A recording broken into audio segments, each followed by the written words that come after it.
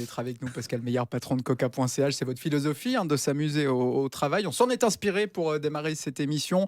Vous avez célébré récemment les 15 ans de Coca.ch, la plateforme de vente en ligne qui propose chaque jour un article à prix cassé, des pièces d'or aux chaussettes, en passant par la Porsche 911 ou encore la toile de Picasso que vous avez proposée à votre communauté. Les opérations coup de poing continuent de plus belle, avec un chiffre d'affaires qui a dépassé les 100 millions de francs en 2020.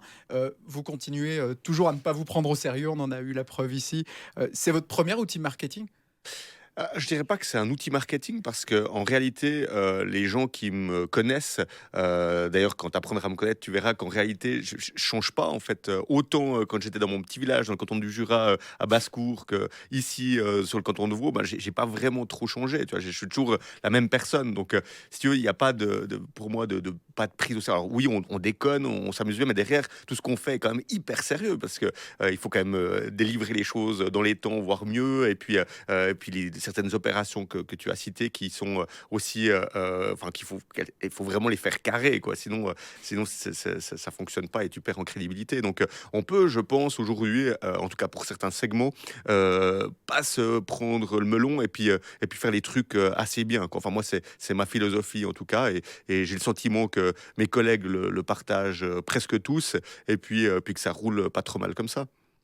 Pascal, on va t'appeler par ton vrai nom et on va te tutoyer aussi parce que le vouvoiement, c'est pas trop ton truc, hein. Non, mais disons que, enfin, c'est pas du tout un manque de respect ni quoi Ouais. que ce soit. C'est que, je sais pas, il y a plusieurs, pays qui tutoient facilement, comme par exemple, si je prends, l'exemple des Québécois qui, eux, ont vraiment cette facilité à tutoyer aussi et c'est pas du tout un manque de respect, c'est simplement une on aime bien casser les barrières. Quand tu viens chez Coca, tu pas le droit de venir avec une cravate. Si un de nos employés te voit avec une cravate puis qu'il la coupe, il touche 100 balles de prime. Donc tu C'est vois, génial. il y a des trucs comme ça parce qu'on aime bien déposer les armes. Mais c'est pas du tout un manque de respect, loin de là. C'est vraiment plutôt pour, montrer qu'on est proche, qu'on est à ton écoute et puis qu'on est au taquet pour te servir. Ça, c'est important. Pascal, l'aventure Coca, elle démarre il y a 15 ans maintenant. Elle a démarré sur un pari avec un prof. Racontez-nous. Alors, en fait, si tu veux, l'histoire, c'est que, il y a 15 ans en arrière, moi, je bossais dans une boîte, en tant que responsable IT et puis, un jour, je me dis: «Ah bah, tiens, je pourrais monter cette combine», mais j'avais pas de nom encore et puis, je contacte un de mes anciens profs de marketing, je dis: «Regarde, j'ai vu un concept aux États-Unis, je les ai contactés, ils veulent pas faire le truc, puis moi, je veux le faire, mais je veux le changer, je veux vraiment pousser à fond le côté communautaire», parce que pour moi, c'est important. Avant, tu as dit en préambule, site de vente en ligne, mais on n'est pas nous, on se voit pas comme un site de vente en ligne, on se voit plus comme un site communautaire, mais on y reviendra peut-être après. Et j'appelle le gaillard, puis j'ai fait voilà, je fais un truc, puis le gars il se marre, quoi. Il me dit: «Mais mon gars, avec je veux dire, de toute façon, au niveau marketing, tu gérais tellement pas en classe, c'était tellement une burne, t'as rien écouté pendant 3 ans de cours, donc dis-moi pas que tu veux lancer une combine, toi». Puis je dis: «Non, non, mais bien sûr, je veux lancer, et puis ça va s'appeler Coca». Puis alors le gars, il s'éclate de rire, quoi.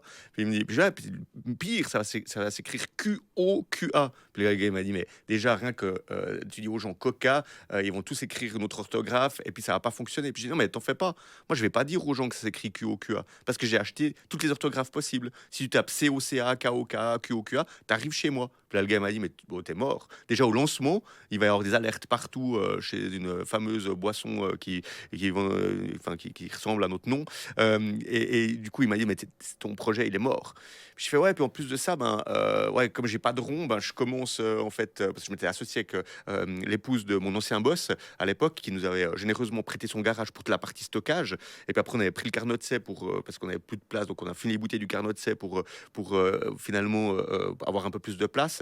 Et c'était assez marrant parce que ben, il m'a dit: «Mais écoute, oublie, zéro chance». Puis ça, je crois que je peux jamais autant le remercier parce que les Jurassiens, ils ont un peu la tête dure, tu vois. Puis du coup, ça m'a vachement motivé de me dire: le salaud, il pense que je vais jamais réussir, donc je vais envoyer du son et puis on va voir si j'y arrive». Et ça m'a vachement motivé. Et cet esprit de contradiction, bah, moi, j'aime bien, donc j'ai foncé, puis j'ai tenté l'aventure, et puis voilà. Vendre un objet par jour à prix cassé, c'est une idée simple. Euh, mais il y a beaucoup de sites qui se lancent avec des idées simples comme ça et qui font pas très long, qui au bout de 6 mois débranchent la prise, ce qui fait que Coca, à 15 ans maintenant, a gardé le même concept.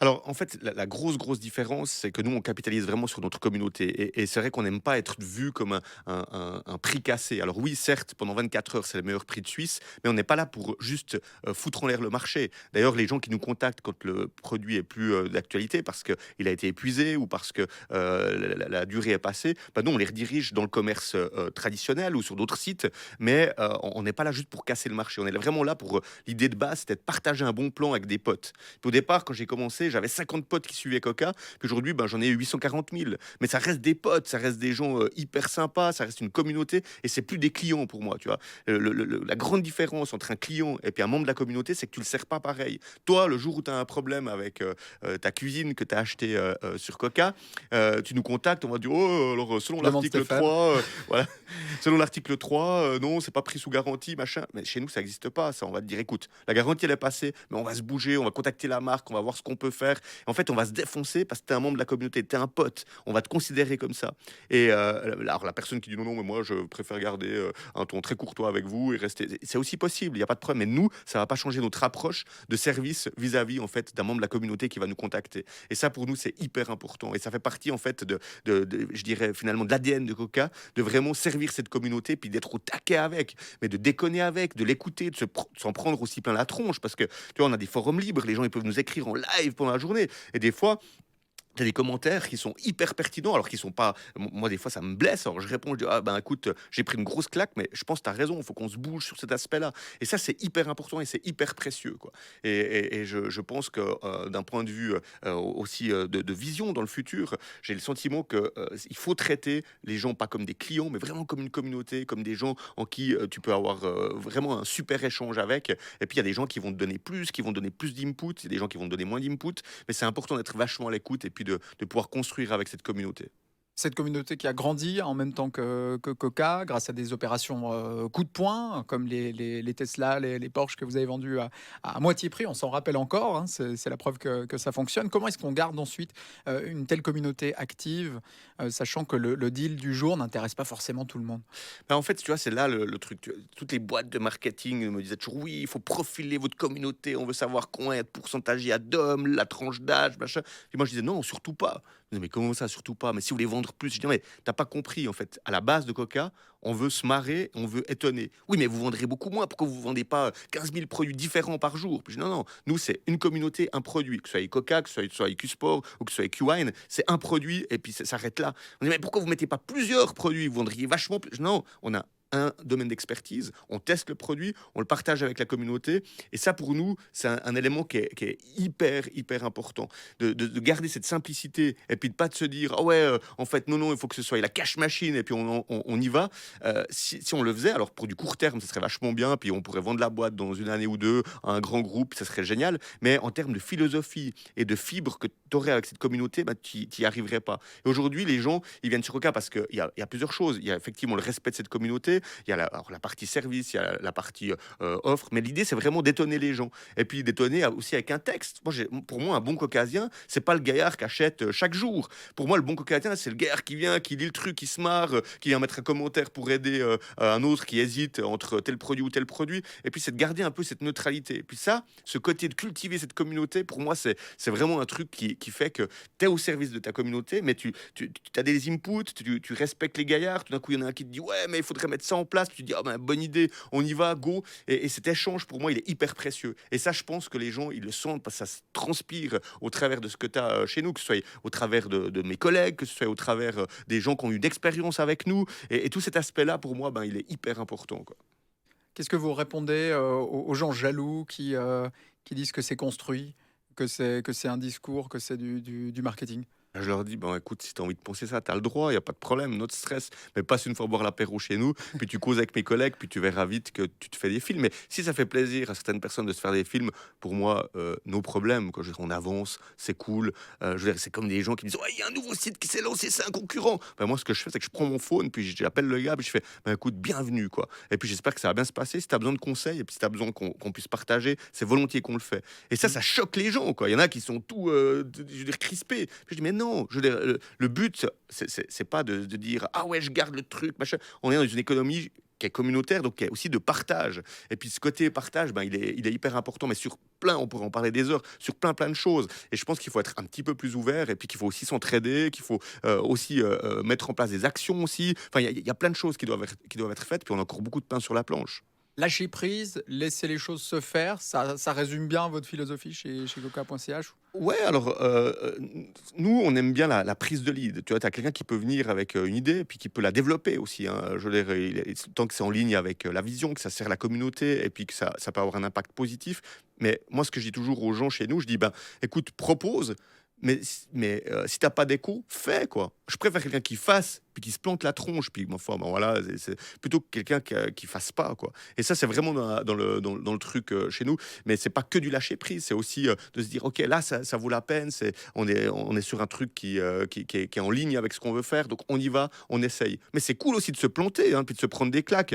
Je veux dire, ça fait mal, mais c'est avec ça que tu mûris aussi. Donc moi, je suis assez fan de laisser les gens, faire, et puis tout le monde, quoi, que ce soit autant un gars de la log qui était un petit apprenti un jour, qui est venu vers nous, qui nous a dit: «Ouais, il faudrait changer ça». Puis grâce à ce mec-là, on a économisé une tapée de pognon parce qu'on a changé de type de scotch, parce qu'il avait retrouvé ailleurs, machin. Tu vois, quand tu écoutes tout le monde, mais je veux dire, il y a pas un mec qui est le boss et puis, qui a toutes les bonnes idées. C'est des cerveaux collectifs, et puis tout le monde a des bonnes idées. Et si tu arrives à justement faire éclore les gens comme ça, mais c'est vraiment cool. Puis tu passes tellement un meilleur temps, quoi. Pascal Meyer, est-ce que le modèle de coca.ch dérange parmi vos contemporains chefs d'entreprise? Je pense que ça peut, déranger certaines personnes qui comprennent peut-être pas la philosophie derrière, ou qui ont peut-être une approche un peu différente. Mais ce que j'essaie de faire quand, j'entends que ça dérange, c'est toujours de créer le dialogue, et puis d'expliquer, puis d'essayer de saisir en quoi ça dérange, pour aussi qu'on puisse peut-être, améliorer certaines choses, ou peut-être donner une perception différente. Et c'est assez intéressant que tu poses cette question, parce que, récemment, là, pendant toutes ces histoires de Covid et autres, on a lancé quelques initiatives. Et les initiatives qu'on a lancées, en fait, ont montré que, les gens qui étaient un peu contre le digital, aujourd'hui se disent: «Ah, mais en fin de compte, grâce à ces initiatives-là, j'ai vu que le digital, finalement, ça pouvait m'apporter quelque chose». Donc du coup, je pense que ça a aussi aidé à faire comprendre aux gens, qu'est-ce qu'on faisait, et puis, comment on le faisait. Et ça, je pense que c'est un point qui est assez crucial. Vous avez lancé, hein, d'ailleurs, dans cette période Covid, des bons pour soutenir les artisans, les commerçants de la région. Ça a été un grand succès, vous avez récolté plusieurs millions.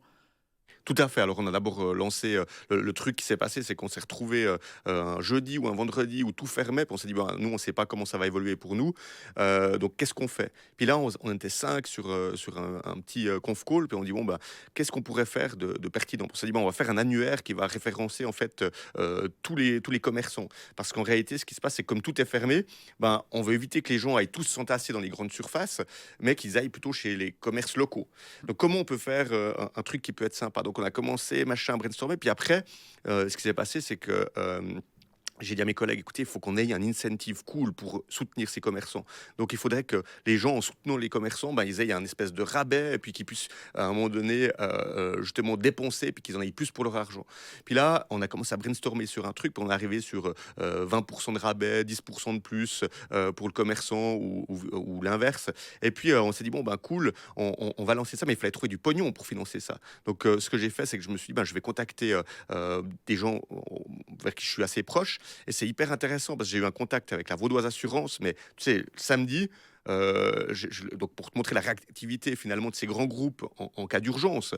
Donc je leur écris le samedi, les gars me font: «Écoute, samedi soir, il y aura notre CEO, et puis demande la direction, tu présentes le truc». Je me rappelle, moi j'avais, mis un t-shirt, puis j'étais en calbar en dessous, donc c'était sur Zoom, donc on voyait pas et tout. Puis je présente le truc, je dis: «Voilà les gars, nous, on a besoin de lever 1 million.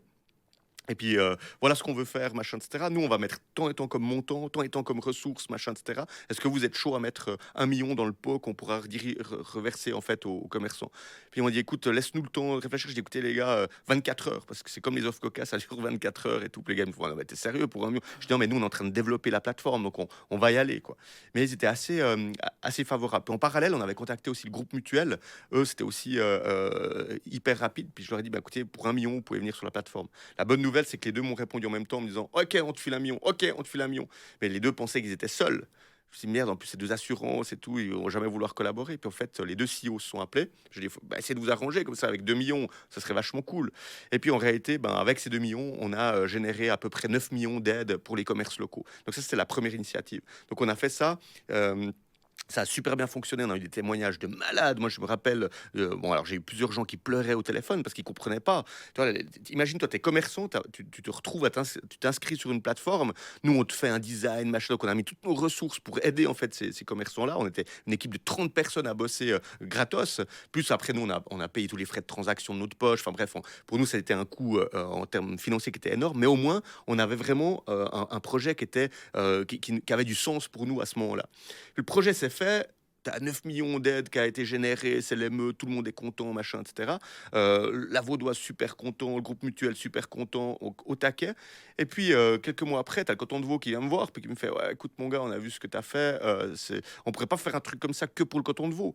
On dit: ouais, mais bon, tu vois, dealer avec le canton, c'est pas vraiment le truc qui me motive. Tu sais, moi, je suis pas très politique et tout, machin. Et puis il me dit: bah écoute, faut que tu viennes nous voir. Donc je suis allé voir l'équipe là-bas. Et puis moi, je suis arrivé en short t-shirt, normal. Et puis je me rappelle le premier rendez-vous avec le père Lebas, là, il me regarde: c'est qui ce machin et tout. Et puis bon, on lui présente le truc et tout. Puis étonnamment, les gars, ils mordent, quoi. Ils disent: ouais, mais enfin, c'est énorme ce que vous avez fait, machin et tout. Puis du coup, on a tout redéveloppé une plateforme pour le canton de Vaud.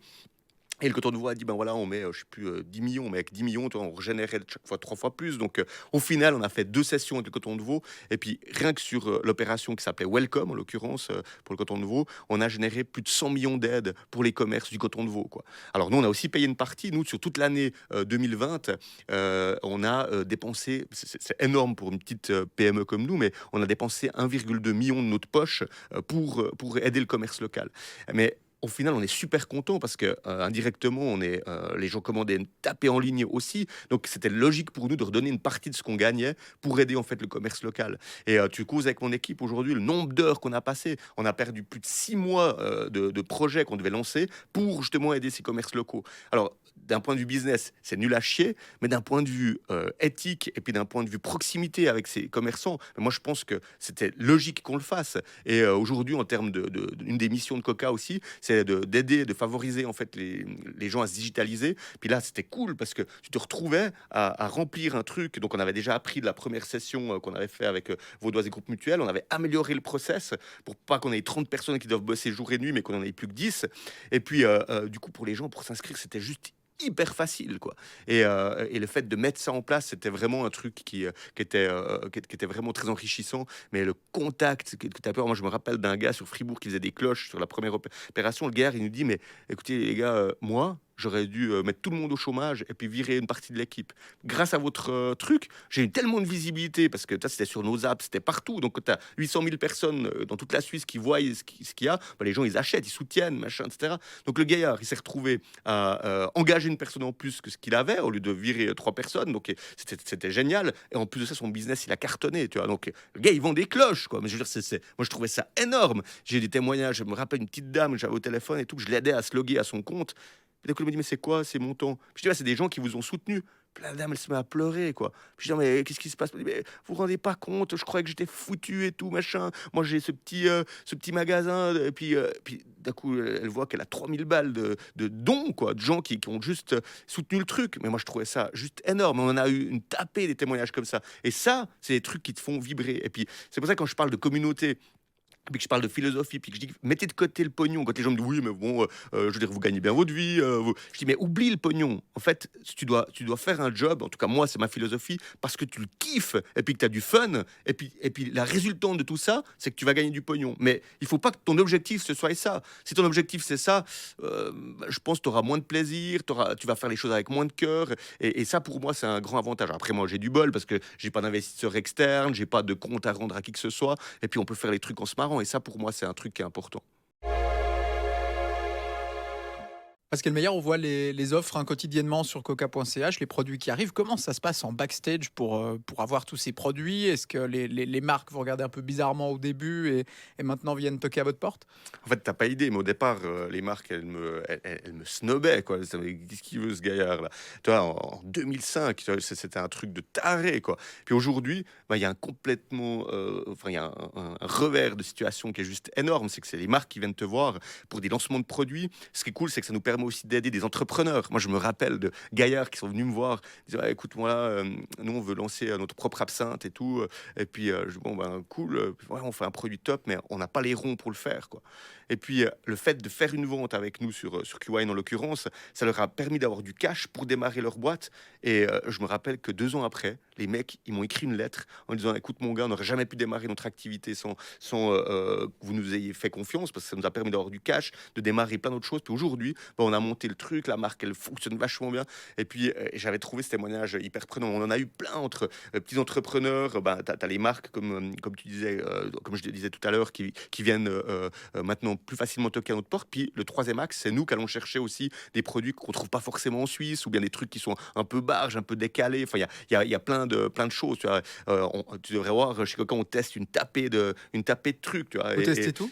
euh, quasiment, mais tu vois, quand tu as un produit, je veux dire, ça n'a pas de sens de tester une PS5, par exemple. On sait que la PS5, elle a assez de reviews sur Internet, donc il n'y a pas besoin de la tester, même si tout le monde au bureau veut la tester. Euh, les produits de marque A, il n'y a pas besoin de les tester parce qu'ils ont déjà des reviews. Bien mais par contre, les produits qu'on connaît pas ou des marques qu'on connaît pas, on teste parce que c'est aussi notre façon à nous de pouvoir répondre aux questions des gens. Toi, de dire ouais, non, écoute, achète pas ça, ça va pas te convenir. Ou bien ouais, ça c'est cool. Et puis il y a des fois où on développe des produits, puis on donne des échantillons à notre communauté. Et puis la communauté nous dit ben ouais, ça c'est merdique, il faut changer ci, ça, etc. Et puis ben on modifie le truc et en fonction des feedbacks qu'on a de la communauté. Et puis après, une fois que la communauté est OK, bah là, on fait la production du produit et puis c'est plus sympa comme ça. De l'autre côté, vous êtes du coup aussi une agence de publicité pour les produits que vous vendez. Mais Est-ce arrête de que vouloir nous cataloguer. On n'est pas une agence de com, on n'est pas. Mais ça peut être vu comme ça. Tu as ça, des marques qui ça peuvent pourrait? nous utiliser comme ça. Non, c'est clair. Certaines marques proposent de vous financer pour la visibilité en plus du produit ou c'est jamais arrivé? Alors, non, mais c'est très juste ce que tu dis. On a des marques qui nous disent écoutez, parce qu'on dit bah, écoute, ton produit, je pense pas que ça va surcartonner, tu vois. Puis le gars dit ok, ben écoutez, moi je vous paye tant, puis vous le mettez, que vous en vendiez une ou 1000. Rien à cirer. Alors ça c'est cool pour nous parce que ça nous garantit au moins nos frais, nos machins, etc. Donc on est super content, mais c'est pas la majorité. La majorité c'est plus on prend le risque avec eux. Bon, si on en vend un, bon, c'est qu'on a merdouillé et puis qu'on n'a pas eu le bon flair et puis que la communauté nous a bien fait comprendre que c'était à chier. Et puis si d'un coup on en vend 1000, bah cool, ça veut dire que le produit a bien plu et puis qu'on a pu vendre toute la quantité qu'on avait à disposition. Qu'est-ce qui se passe quand le stock n'est pas vendu intégralement? Vous Alors, faites quoi? ce qui se passe, c'est que très souvent, les marques nous les reprennent parce que comme on a des conditions très particulières pour ce moment, cette durée de 24 heures, bah, les marques nous les reprennent. Et puis, si la marque ne nous les reprend pas, on a lancé un nouveau truc qui s'appelle le Sushi Train. Toi. Puis, quand ça démarre, là, on fait tout péter au niveau des produits. Puis c'est vraiment comme quand tu es dans un Sushi Train. Là, tu as le sushi qui passe. Tu dis merde, est-ce que je vais prendre le truc au thon là? Merde, il y a quelqu'un d'autre qui l'a pris et tout. Puis, quand tu l'as, bah, tu as quelques secondes pour te décider je le prends pas. Par contre, tu as la garantie que c'est en termes de prix, c'est du destock, quoi. Donc, alors après, on le fait aussi avec des fois des nouveaux produits. On utilise ce sushi train pour se marrer aussi un petit peu. Donc c'est une utilité qui est assez fun.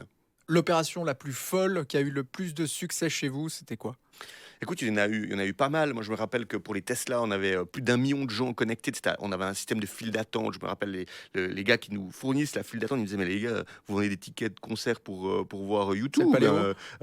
Ouais, je pense qu'on avait des pics similaires à ce que Paléo a pu avoir. Mais c'était la folie, quoi. Tu te rends même pas compte. Et puis, va expliquer aux gens quand tu as trop de monde, puis que ça pète. Les gens, ouais, vous êtes des amateurs ou quoi. Mais va leur expliquer que derrière, tu as 800, 900 000 personnes, quoi. Et ça, pour les Tesla, c'était assez violent. Mais dans les trucs les plus fous, comme ça, je te dirais que le Picasso, c'était quand même l'émeute, quoi. Parce que tout le monde, je me rappelle dans la boîte, la moitié des gens me disaient, mais Pascal, là, je pense les gens ils vont pas forcément suivre quoi. Et puis je disais mais tu vois, tu payes 50 balles, tu as un boudin Picasso, ouais mais tu crois vraiment que les gens machin etc. Je me rappelle aussi mon avocat qui disait ouais putain fais gaffe machin. Je dis non mais les gars vous avez pas compris, on va démocratiser le monde de l'art, c'est ça qui va être fun. Et puis en 2 jours on a levé 2 millions, on a vendu 25 000 parts de Picasso. Ça, c'était un truc de taré C'est quoi. une première Et mondiale, ça. oh mais l'histoire assez fun. Tu sais, quand tu utilises le nom Picasso avec un Q, tu fais un site, machin, etc. Puis d'un coup, tu reçois des lettres d'avocat d'une société qui finalement protège les droits de la marque protégée Picasso, mais que toi, tu ne savais pas. Tu dis, bon, moi, je ne savais pas. Puis ton avocat il dit, eh, mon gars, je vous ai quand même prévenu. Quoi. Je veux dire, et puis tu dis, bon, ben merde, quoi, comment ça. Puis tu sais, ça fait le buzz partout. Quoi. Je veux dire, tu as les gaillards qui sont aux États-Unis qui entendent parler de ça. Enfin, c'est un truc international. Puis tu te dis, waouh. Et puis tout d'un coup, tu reçois un appel, là, une dame qui me dit, oui, bonjour, je suis la secrétaire de monsieur Claude Picasso. Puis tu es là, oui, bonjour madame. Puis t'as toutes ces lettres d'avocat et tout machin. Je dis putain, c'est pas, ça le fait pas quoi. Et il aimerait bien vous rencontrer et tout machin. Je dis, ah, c'est le fils à Claude. Faut qu'on y aille les gars. Hein. Ouais, ça marche et tout. À Pablo, pardon, je veux dire. Faut qu'on aille voir Claude Picasso. Donc on va. Enfin, c'est un de mes collègues en l'occurrence qui va. Puis il va faire le rendez-vous et tout. Puis il a toutes les lettres là, comme ça avec lui et tout. Puis le gars il dit mais vous pensez que mon père, il aurait dit quoi de ce que vous avez fait là? Puis là, mon collègue dit, je sais pas et tout. Puis je le vois transpirer, là, le collègue, avec tous les trucs et tout machin. Puis Claude Picasso, il fait, mais c'est génial, vous vous rendez compte, c'est excellent, ça fait un coup de pied dans ce monde de l'art et tout machin. Puis on est là, on sait plus quoi faire. Quoi. On se dit, mais qu'est-ce qu'on va manager? Puis le gars, on dit, ouais, mais on a reçu, ouais, c'est quoi ça? Ouais, non, vous en faites pas, machin, de ça. Puis on a obtenu tous les droits pour justement cette peinture et le fait de pouvoir la scanner aussi en 3D. Enfin, on a pu vraiment développer une expérience autour de ce tableau qui est vraiment chouette. Quoi. Et ça, aujourd'hui, on a toujours cette toile qui appartient à la communauté. C'est la communauté qui décide dans quel musée elle va aller. Enfin, on a développé tout un concept autour. On a développé aussi un truc pour les gamins qui peuvent aller avec. Ils ont des iPads, ils peuvent voir les différentes couches, les machins. Donc, tu vois, moi qui m'emmerdais quand j'étais gamin, puis que je devais aller voir des musées à la con où t'étais là posé, puis tu comprenais rien de ce qu'il y avait. Ben, l'idée, c'était de dire, il faut qu'on change l'expérience. Et tu vois qu'aujourd'hui, on a eu une expérience avec le Mamco qui était géniale. Les gaillards, tu vois qu'ils innovent. Tu vois qu'à Bâle, ça se bouge. Et on voit qu'en Suisse, on a certaines richesses au niveau de ces différents musées et autres, qui a vraiment pris un niveau qui est top. Quoi. Et l'expérience, elle est plus comme quand on était gamin, mais maintenant, elle est vachement plus sympa, et puis elle intéresse tout le monde. Et puis ça, c'est cool. Puis on a pu, nous, profiter de ça avec le fameux Picasso, qui est un bus de mousquetaire, qui est un peu un pour tous pour un, comme pour la communauté Coca, comme pour la devise de la Suisse. Donc tout était aligné pour qu'on fasse ce projet. Ça, c'était une nouveauté dans le monde de l'art. Il y a de gros changements maintenant dans le monde de l'art, avec notamment la blockchain qui permet d'acheter des œuvres dématérialisées. Des produits dématérialisés, c'est peut-être un créneau bientôt sur coca.ch.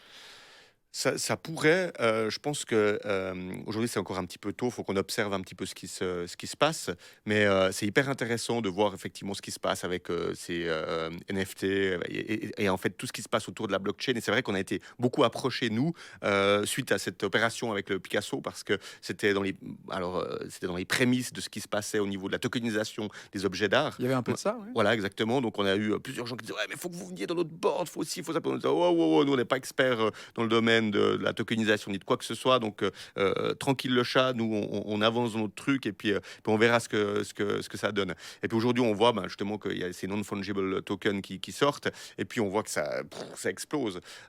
Pourquoi pas peut-être tokeniser une fois le Picasso, ça pourrait être un truc fun, tu vois, à voir si la communauté est intéressée par le sujet. Puis si c'est le cas, ça pourrait être rigolo de le faire.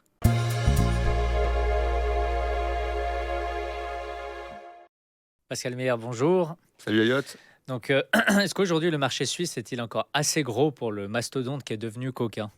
Mais tu vois, nous, on n'est pas un mastodonte. Je pense que tu te trompes. On est important en Romandie, mais en Suisse alémanique, on n'est personne. Tu vois, aujourd'hui, 85% de notre communauté, elle est en Suisse romande. Donc, on a encore beaucoup de place pour grandir. Et j'ai le sentiment, donc, il faut quand même savoir qu'on avait ouvert il y a longtemps en France et puis qu'on a fermé après 7 ans d'activité. J'expliquerai peut-être après pourquoi. Mais je pense que c'est déjà bien qu'on fasse les choses correctement dans notre pays. Puis qu'on ait un service impeccable avant de se dire oui, il faut aller se développer dans tel pays, tel pays, tel pays. Alors oui, ça pourrait sembler sur le papier hyper intéressant, mais j'ai le sentiment qu'on n'est pas obligé d'avoir une telle croissance et puis de vouloir tout envahir, alors que déjà chez nous, il faut qu'on puisse faire les choses qui soient vraiment picobello avant de pouvoir avoir des ambitions d'aller plus loin. Donc aujourd'hui, le prochain axe de développement est vraiment la Suisse alémanique et pas, comme vous l'avez déjà eu fait par le passé, un marché étranger. Exactement, c'est vraiment de pouvoir faire comprendre aux Suisses allemands que les Romands, ils sont quand même cool, et puis que même s'ils déconnent, derrière, ils sont hyper sérieux sur ce qu'ils proposent. Et aujourd'hui, le plus gros problème en Suisse alémanique, c'est quoi? C'est une différence de culture ou c'est le modèle tout simplement? C'est pas le modèle, c'est plus le fait que on n'a pas de visibilité, on est personne en Suisse alémanique. Je veux dire, les gars, tu leur parles de Coca, ils disent ouais, je sais pas, puis ils te comparent à des trucs qui n'ont rien à voir avec nous, tu vois. Donc c'est hyper compliqué, et de faire comprendre ce côté communautaire, de faire comprendre aussi toute la philosophie qu'il y a derrière, c'est pas évident, quoi. Donc c'est à nous de faire un travail hyper important là-bas, et puis de montrer que non, derrière on est sérieux, d'avoir des gens qui sont des ambassadeurs qui disent ah ouais non mais en fait ces mecs-là ils sont. Mais il faut savoir que c'est une mentalité différente, hein. Les Suisses allemands, pour moi, c'est presque un autre pays dans la façon de penser. Toi, il y a moins ce côté latin. Nous, d'un coup, tu as fait une bonne affaire. Tu dis, ouais, les gars, va voir sur ce site, c'est pas mal, les gars, ils se débrouillent bien et tout, machin. Les Suisses allemands, ils sont un tout petit peu plus, on va dire, un peu plus réservés. Tu vois, donc, c'est un peu plus compliqué. Donc on comprend bien qu'il n'y a pas aujourd'hui de velléité donc de développement à l'étranger, parce qu'on veut se concentrer sur le local et le national. Mais d'un autre côté, est-ce qu'on craint l'arrivée d'un mastodonte, là on peut en parler, d'un mastodonte sur le marché suisse? Écoute, bien sûr qu'aujourd'hui, parce que tout le monde dit ah ouais, mastodonte A ou X qui va venir sur le marché suisse. Moi, mon sentiment, c'est que si un mastodonte vient, c'est vachement bien pour finalement le consommateur final. On pense toujours à la communauté, donc c'est super cool pour la communauté. Ça fera bouger un peu les choses. Après, moi, le seul truc qui me gêne, mais moi, c'est plus en tant qu'entrepreneur, c'est quand tu as une boîte qui a des droits complètement différents, avec des gens qui sont payés un autre montant que ce que tu as en Suisse. Tu vois, je prends l'exemple de Coca. Je pense qu'on est une des rares boîtes suisses aujourd'hui dans le e-commerce qui a 100% de ses développeurs en Suisse, quoi. Alors, il y a des gens qui me disent, vous êtes des blaireaux, pourquoi vous engagez pas des gars en Ukraine ou bien à Madrid, ça vous coûterait 3 fois moins cher. On veut rester hyper local. Chez nous, ça reste local. Notre logistique, elle est locale. Après, ces grosses plateformes, je dirais que le truc qui, moi, me dérange, mais plus philosophiquement, c'est de se dire, les produits sont expédiés de l'étranger avec des salaires qui sont beaucoup plus bas. Donc, c'est aussi plus facile pour eux mais au lieu de faire nos pleureuses en Suisse, il faut qu'on trouve des solutions, puis qu'on s'adapte. Et puis, très bien, ça pousse notre créativité. Donc, je pense qu'il faut le prendre positivement. Et puis, il faut pas se dire, oh, ça arrive, et puis machin. Oui, ça arrive, mais il faut faire avec, quoi. Je veux dire. Et puis, à toi de te bouger pour être meilleur, pour que les gens, ils se disent, en fait, non, je préfère commander chez toi. Et puis, je crois que certaines grosses plateformes suisses l'ont bien compris, et puis qu'elles se bougent bien, quoi. Merci d'être venu sur notre plateau aujourd'hui, Pascal Meyer. Merci beaucoup. C'était sympa de vous avoir. C'était top, super sympa d'échanger avec vous, et puis longue suite à B2B.